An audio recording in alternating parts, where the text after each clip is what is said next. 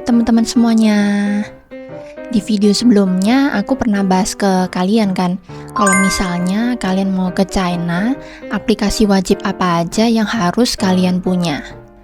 Di video sebelumnya aku sudah bilang untuk alat komunikasi di China biasanya pakai aplikasi WeChat kan. Nah, di video kali ini aku mau cerita ke kalian apa yang terjadi sama WeChatku sampai bikin aku bingung dan khawatir selama berbulan-bulan. Di video ini kalian bisa lihat, jadi waktu itu tanggal 31 Mei, aku itu mendadak pulang ke Indonesia, di mana waktu itu Shanghai lagi lockdown hari terakhir, dan totalnya aku di sana sudah lockdown selama 2 bulan. Setelah tanggal 31 Mei itu aku keluar dari Shanghai, jadi tanggal 1 Juninya itu aku sampai Indonesia teman-teman. Dan gak lama kemudian aku itu kasih kabar ke salah satu grup di WeChatku yang intinya tuh bilang kalau aku ini baru aja nyampe di Indonesia. Di grup itu tuh mayoritas orang-orang China teman-teman, dan mereka itu banyak yang tanya kayak misalnya gimana kondisi COVID di Indonesia, terus sampai sana perlu dikarantina nggak, kalau perlu berapa lama ya, semacam itulah. Jadi intinya tanya tentang COVID dan karantina di Indonesia. Setelah aku jawab pertanyaan tentang karantina di Indonesia, di pesan terakhirku yang tentang karantina itu tiba-tiba nggak bisa kekirim teman-teman. Dan di saat yang sama itu banyak fitur-fitur lainnya yang aku juga nggak bisa pakai. Fitur yang nggak bisa aku pakai ini lumayan banyak teman-teman. Yang pertama, kalau dari grup WeChat itu aku nggak bisa kirim apapun di sana, cuman bisa lihat. Terus yang kedua, dari WeChat Moment itu aku cuman bisa lihat juga, nggak bisa like, nggak bisa komen, dan orang lain nggak bisa lihat WeChat Momentku. Terus yang terakhir itu dari misalnya orang mau add aku atau aku mau add orang lain itu juga nggak bisa. Ya, jadi WeChatku ini sampai di restrict teman-teman, hanya gara-gara ucapin kata karantina berkali-kali di grup WeChat.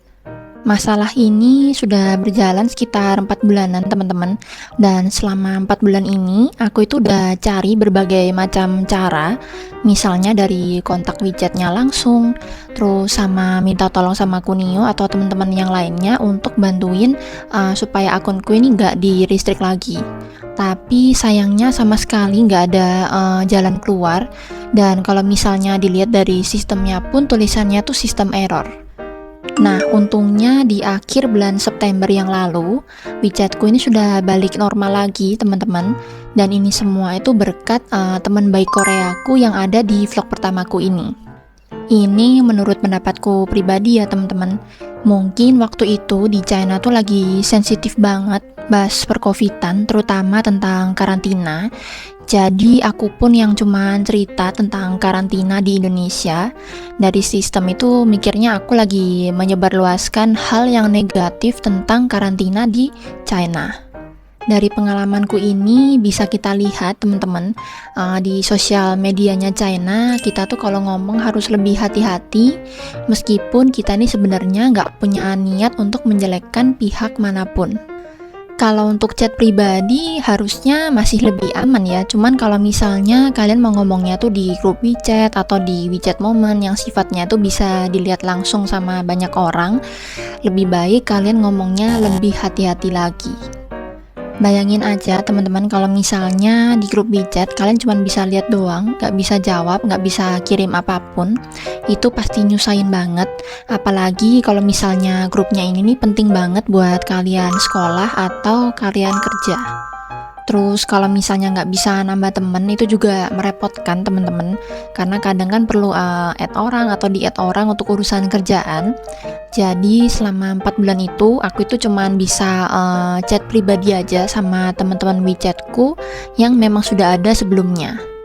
Waktu itu sempat aku cari tahu juga, ternyata di China tuh banyak juga teman-teman orang-orang yang akunnya tuh di restrict, tapi malah mereka tuh nggak tahu apa kesalahan mereka. Dan banyak di antara mereka itu yang sudah di restrict lebih lama dari aku, dan bahkan ada yang nggak ada jalan keluarnya sampai sekarang. Oke teman-teman, jadi itu dia pengalamanku pakai aplikasi China yang belum lama ini kejadian sama aku sendiri.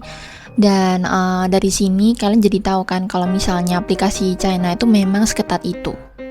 Jadi apa yang kita lakuin, apa yang kita ucapkan itu selalu dipantau sama aplikasi yang kita pakai itu. Jadi sebaiknya kalau kalian mau pakai aplikasi China apapun, terutama untuk yang alat komunikasi ya, itu kalian bisa lebih hati-hati lagi. Oke teman-teman, thank you buat kalian yang udah nonton dan sampai jumpa di video berikutnya. Bye!